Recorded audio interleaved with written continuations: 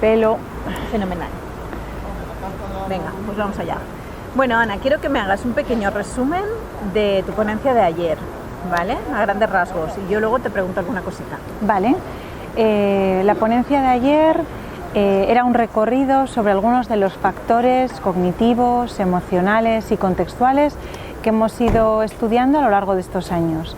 Empezamos con un marco general sobre qué adicciones comportamentales habíamos estudiado y hemos profundizado especialmente en el trastorno de juego y videojuegos, que son las adicciones reconocidas. Nos hemos acercado a algunos otros comportamientos abusivos, como por ejemplo la compra compulsiva, y hemos estado analizando las semejanzas y diferencias que tienen, por ejemplo, con el juego, la comorbilidad que tiene con el juego, etcétera. También temas de ejercicio físico, de conducta sexual, de uso abusivo de internet, de redes sociales, etcétera. ¿Cuáles son las conclusiones a las que llegáis? A lo largo de todas las cosas que hemos ido estudiando, algunas de las conclusiones principales tienen que ver con la importancia de los factores cognitivos. Hemos estudiado mucho la regulación de las emociones o la falta de regulación de las emociones y cómo eso influye en las adicciones comportamentales. Hemos estudiado variables como el afrontamiento, los estilos de afrontamiento diferenciales, ¿no? Mucho más con estrategias de afrontamiento poco efectivas, ¿no? De coping.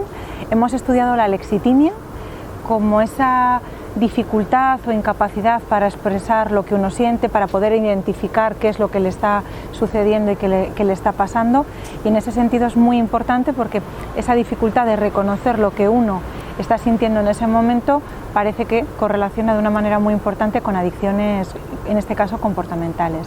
También hemos hablado sobre el apego, la importancia de los primeros momentos vitales, de la infancia es para toda la vida, y cómo ese apego de alguna manera afecta a la aparición de alexitimia, ¿no? O sea, hace o podría hacer, ¿no? Que determinadas personas desarrollaran problemas a la hora de gestionar, identificar las emociones, y eso tiene que ver con su infancia. Luego hemos abordado, esos son algunos de los factores emocionales, ¿no? y cognitivos. Es verdad que también hemos hecho algún estudio sobre distorsiones cognitivas o cogniciones, pero siempre hemos primado los aspectos más emocionales, ¿no? Porque al final es verdad que la línea que distingue las emociones y las cogniciones pues a veces no está tan clara.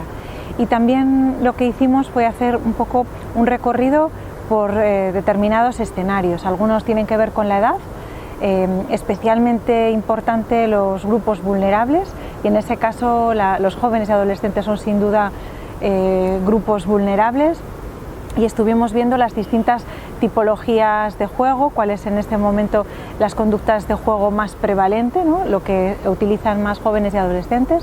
También estuvimos hablando de la impulsividad, de las diferencias entre chicos y chicas adolescentes.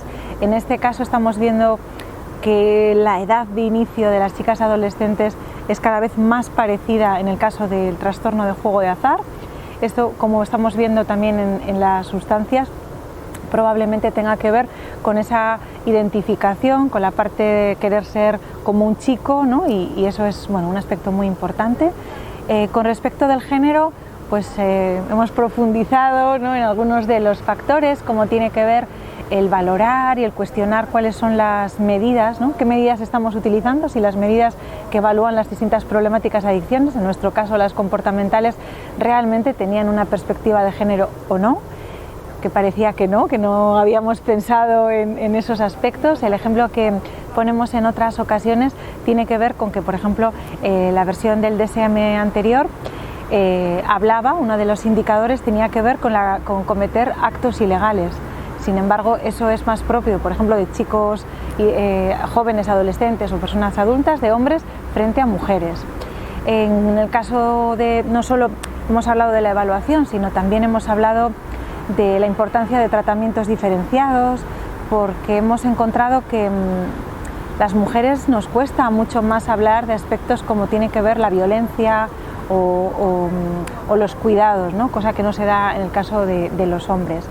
La importancia del estigma, ¿no? Y del doble estigma que tiene la mujer jugadora o la mujer ludópata, ¿no? En el caso de los videojuegos, por ejemplo, seguimos pensando que hay muchísimos más hombres que juegan cuando los porcentajes parece que encontramos y que las mujeres son el 49%, o sea que los porcentajes no son tan distantes en ese sentido.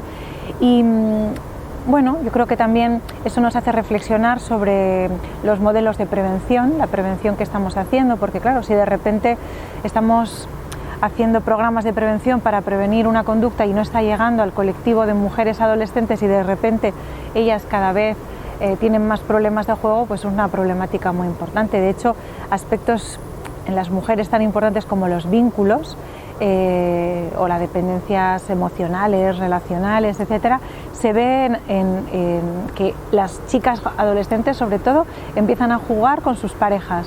Son las parejas que hacen un poquito de tractor y que ellas, sus parejas son jugadoras y a partir de ahí empiezan a jugar.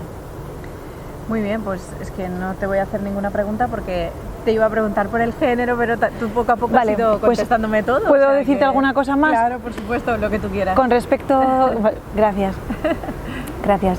Con respecto de la edad, la tercera edad nos parece que es una edad especialmente importante, que cuando hablamos de colectivos vulnerables a veces...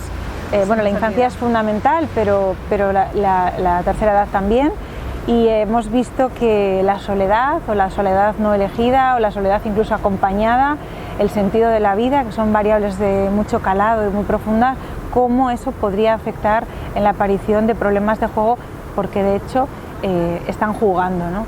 Y no hay que olvidar que además de todas las variables cognitivas, emocionales, siempre hay variables que ocurren en un contexto social, con una legitimación, o sea, está legitimado de alguna manera que se pueda jugar, con muchísima publicidad. Hemos presentado también en este congreso datos sobre cómo los jóvenes y adolescentes perciben influencia y publicidad de juego a través de las redes sociales. Y lo que hemos encontrado es que claro que hay una legislación en este momento muy importante para prohibir y limitar el uso de determinados anuncios publicitarios con respecto de juego, pero claro, se hace a través de un medio que ya no es el medio que los jóvenes y las jóvenes adolescentes utilizan, ¿no? Y ahora es a través de las redes sociales y los influencers. De hecho, ha sido muy sorprendente porque incluso el cartel de juego seguro hay un porcentaje mayor de chicos y chicas jóvenes y adolescentes que no han percibido que eso estaba dentro de la publicidad, ¿no? y que les llega mucha información en ese sentido.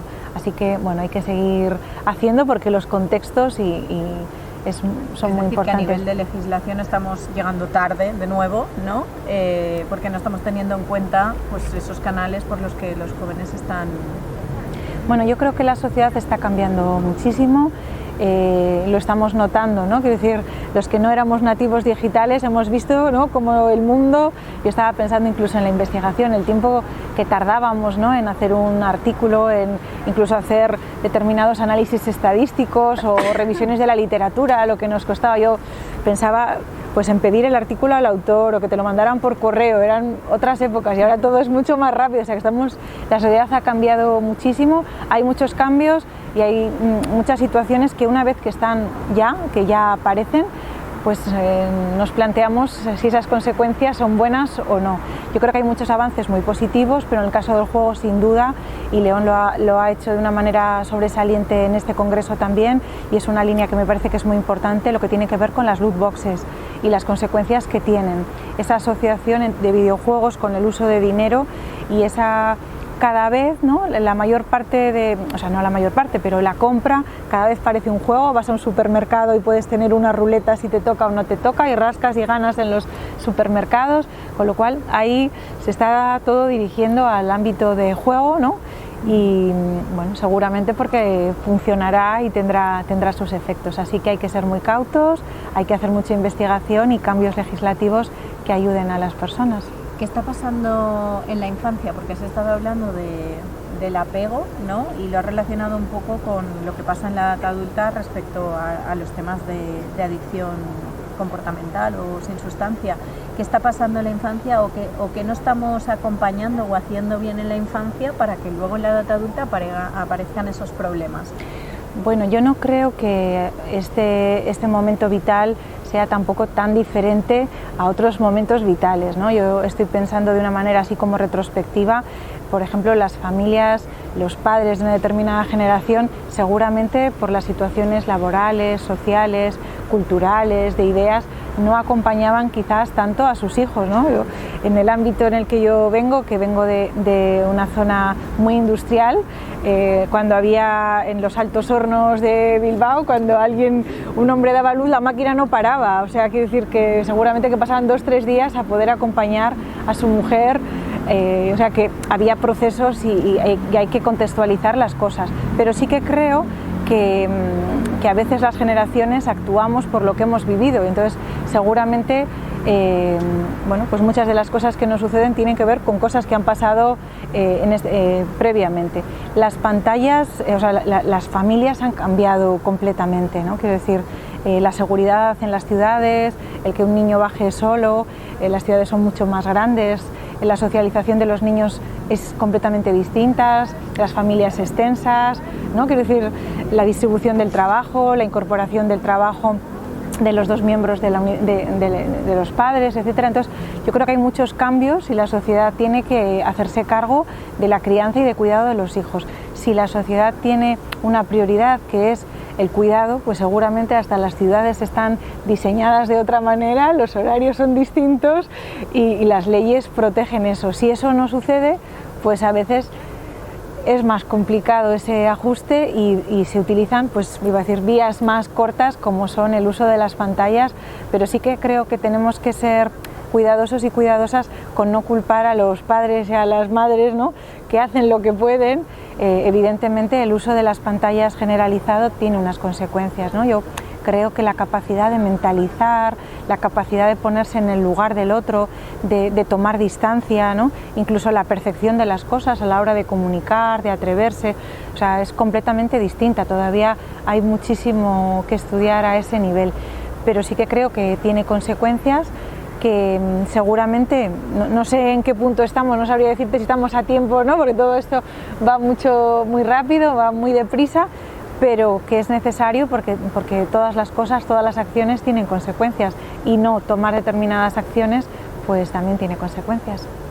Pues muy bien, Ana, muchas gracias.